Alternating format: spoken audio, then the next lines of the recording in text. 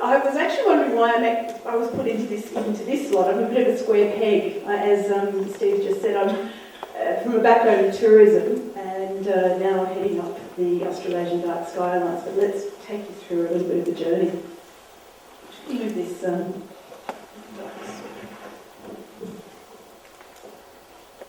So, I've been to a couple of conferences, and one of them in Scotland a little while ago. I met the mayor of Skye in Scotland, and he said to me, "How many dark sky places do you have in Australia?" And I said, "1." And he said, "1? You live in such a dark place in the world. How is it possible that you've only got 1?" So we've decided to shake things up a little bit. And the first dark sky park was the Warrumbungle Dark Sky Park, which I was actually fortunate enough to work on. My partner, Fred Watson, is the astronomer in charge, or was the astronomer in charge of the Siding Spring Observatory at the time. And for years I'd heard him talk about, we really should do what New Zealand had done and create a dark sky park around the area. It didn't happen, they were too busy, and one day when I went for a bushwalk, having brought... let's go back a step. I'm in astrotourism, and for 12 years I've taken about 1,000 people around to all sorts of wonderful dark sky places around the globe, whether they're designated or not. We visited observatories and wonderful places to see the stars. It was when I was coming back to Australia that I realised we have a resource here that no one's talking about and no one's done anything about yet. So I put my hand up and we got the Warrumbungle Dark Sky Park designated about 3 years ago. As Adam mentioned this morning, we now have 2 designated places. This is the Age of Dinosaurs up in Queensland, and what's also fantastic about this site is that it's on very well-trod tourism destination. It's a grey nomad destination. Everyone in their caravan goes through there. So that we're starting to talk about dark skies in Queensland. There is a new dark sky place on the horizon, and I can't tell you what it is yet. But we're very close. So what we did last year, about 13 months ago, and a few of you in this room actually attended, was that I held, as part of some grant money from the Department of Planning, the first dark sky conference, or a light pollution conference in Australia. We called it the Riding the Light Wave of Technology, and from that came some really important things. The first was that many of the delegates in the room hadn't actually met. Even though they were all talking about the same thing and they had the same cause in mind, they were quite lonely. So the feedback that we got from the conference was that people felt alone, unsupported, or disempowered. That they were fatigued from recreating the wheel. Now the thing is, as I said, there were people doing some great stuff, but they actually weren't talking. There was no one communicating it directly within our own Middle Nation. There was relatively little information about what was actually happening in Australia and relatively little information about supporting. And of course, there was no funding for anything that anyone was doing because light pollution isn't on the radar, but light pollution isn't on the radar because there's no funding, so we have this difficult situation. And there's quite a lot of information on astronomy, but not so much on ecology or human-centred issues. And whilst there were many people trying to do things, their intentions and actions were lost because they just couldn't keep up the momentum. They felt isolated. So to overcome that, we created the Australasian Dark Sky Alliance. We drew 8 delegates from the conference. You will see... you will see Dr. Kelly Pendoli, who's also on the IDA board. And it was important for us to establish right from the very beginning that we were going to work hand in glove with the IDA, not against them, or recreate the wheel. We wanted to actually keep doing the same sorts of things. We've got an astronomer, a lighting technician, Ken Wishaw, who's in the audience with us today, 2 ecologists, 2 lighting technicians, and astrotourism as well. So we've tried to capture as many different skill sets and different parts of the country as well. What we thought was really important was to actually get a body of people that were talking about this, so it wasn't just us. And we reached out to a couple of ambassadors. Some of you might know Julia Zamiro. She was on Stargazing Live in Australia with Brian Cox, become a dark sky advocate. Rob Williams, who does the science show in Australia. Lynn Beasley, who's the chief scientist scientist in Western Australia. Dwayne Hummaker, who's teaching lots of Aboriginal astronomy groups on Night Sky Heritage. Chris Barth, radio presenter. Paul Willis, science communicator extraordinaire. And Chrissy Goldrick from the Australian Geographic magazine. So all these people are now actually talking on our behalf, and they're doing a lot of work for us, which is great. The other thing that we did was establish Fred Watson as our patron. He was the first person really to start talking about light pollution in Australia. So what we've learnt about starting an association is it's bloody hard work. Everyone has a different mindset, everyone has something else to put into it, and just choosing the name in itself was difficult. In researching, I discovered a group that I'd never heard of, called the Australian Dark Sky Register, who are actually determining dark sky places in Australia. Never heard of it. That international cooperation is really difficult just from a legal perspective. Within Australia ourselves, we've got 6 different states, and each of those, if you want to have an association, have different rules and regulations. So we have to abide by one. If you then want to start incorporating international groups, it gets more and more difficult. So we're still talking, we're still wanting, that's our aim, we still want to make it to join up with IDA. And creating a charity costs money. And the number of people that say to me, well, what are you going to do if I give you money? And if you say, well, we're going to create a website and we're going to pay our legal bills, that's not sexy. So we've had to reach out and we've had to be fairly creative with how we get our money in. The other thing is making change keeps you up at night. But we are making change, and probably not many of you in this room might know this gentleman, but he's the Minister of Planning in New South Wales, and he actually called me and asked me to go and have a chat with him. And what he really got was this message of preserving the night sky. I love the fact that he actually said to me, I went for a jog one night, saw the Aurora Australis, and that this is something that he would like to protect for his family and his future and his state. What was lovely was that he also got a concept that we've started to engage with calling, green belts. Do you do that in New Zealand? Do you talk about creating green belts so that you've got animal areas? We're calling places to be called black belts, so that we've also got night sky protection areas in our space. He took both of those concepts to Parliament, and it's in Hansard. So it's on the record that he's actually looking towards this for the future planning, which is fabulous.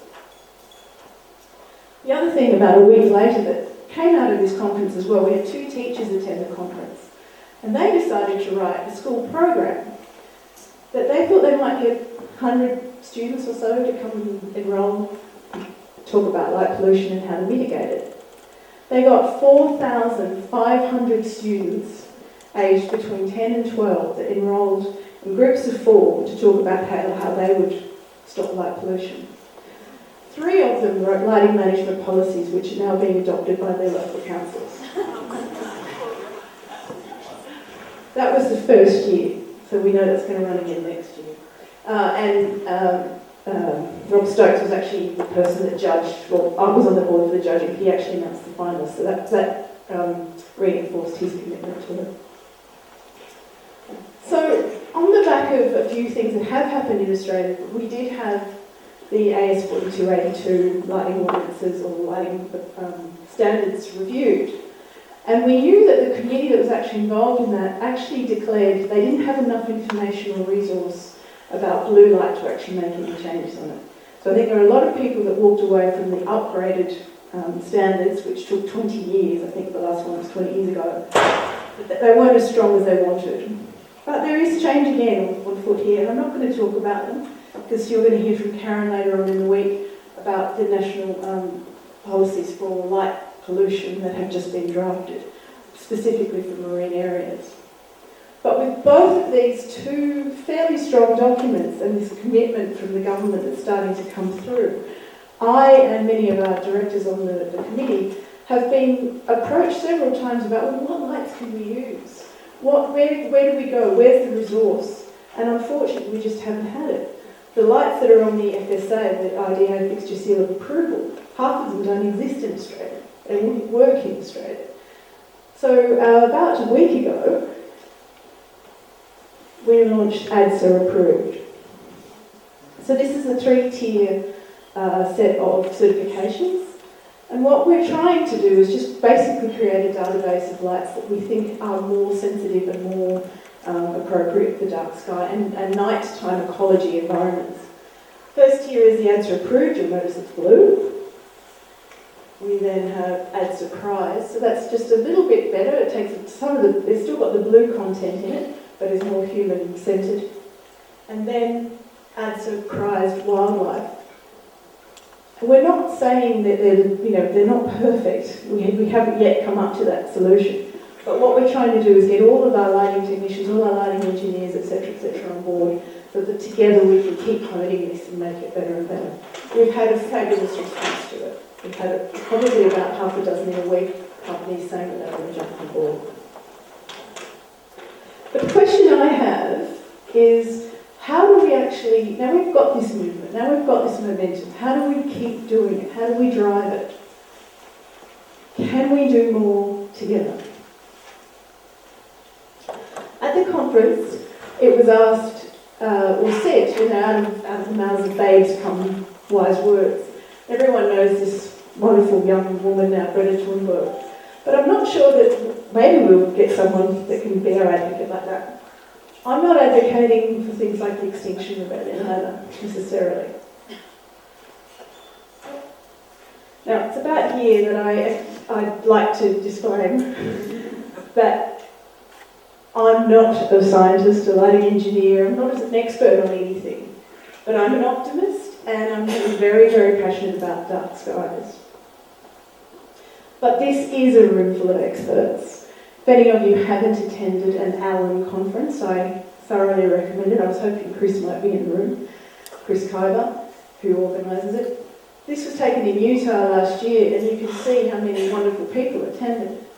On the last day of the conference, the question was raised, do we have enough information now to actually be driving intergovernmental change around the globe? Do we have enough science that we should be raising this as a potential crisis? And the answer from the panel that sat there said, yes, we do. So I've got questions. Should we be creating a board of all these boards, all these fabulous speakers that we've had this morning who are doing wonderful things? Should we be uniting across the world and actually creating a board? Should we create an intergovernmental panel? Maybe there already is a United Nations Environmental Department for Allen, I don't know. But even just something as simple as creating Allen allies that we all unite around the world and we start talking about what we're doing internationally, I think could really make a big difference. So I was thinking about this and I thought, well, where do we look for where this has happened before?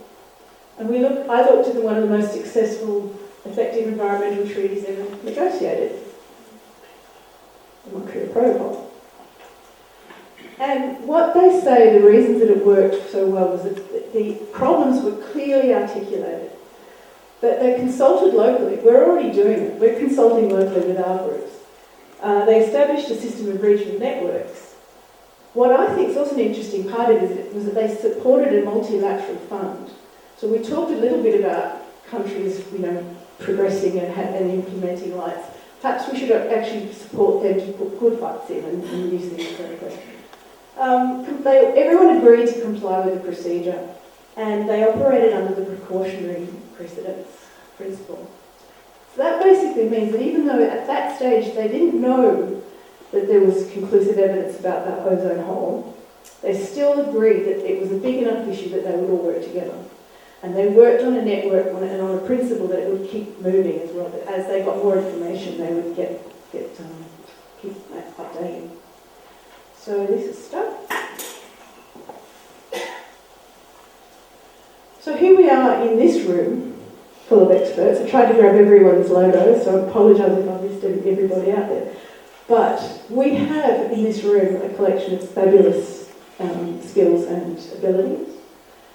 And my question to you is, will we look back to this conference and say, I was there when they created the Mount John Protocol?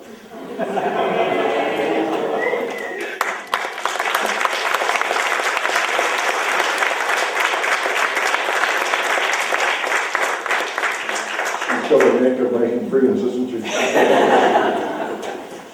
Question down here. So Marnie, you've created the AMSA, Australasian Dark Sky Association. Alliance, sorry. And as everyone knows, Australasian means Australia and New Zealand. But when you showed all the people in your management team, there were no Kiwis there. Okay. So in what sense is it Australasian? So there's a couple of things there. I think it took us about 2 months to come up with a name in itself. And we did settle on Australasian. We also invited Marnie and Alexander Tufts to be on the board. And when it actually came through to actually signing documentation with the legal departments, they said, if you want to do that, that's going to delay it another 6 months. We're at the point of getting some funding. So we still will. I've been talking to Marnie about this, and we do hope to actually extend it. The other thing was that we've also got contacts in Tonga that wanted to join as well. So there's, it's not stopped. It's still conversations. Things happen quicker than we did.